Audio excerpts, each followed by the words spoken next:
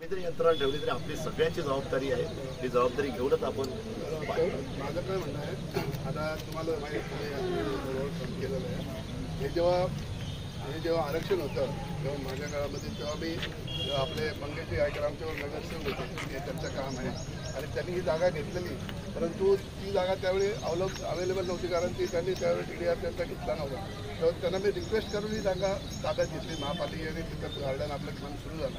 परंतु आता काय होतं माहिती आहे का, या एक 5-7 वर्षामध्ये 10 वर्षामध्ये इथं लक्ष बिलकुल म्हणजे आपल्या महापालिकेचं म्हणा किंवा काय, तर 5 वर्षापूर्वी जेव्हा आपले आयुक्त साहेबांनी सुरवंशी आहेत तेव्हा पण मी तुम्हाला बोलवलो, तेव्हा ते तुम्ही घेतलेलं मनावर आहे. आता मला या गोष्टीचं होत आहे समजा.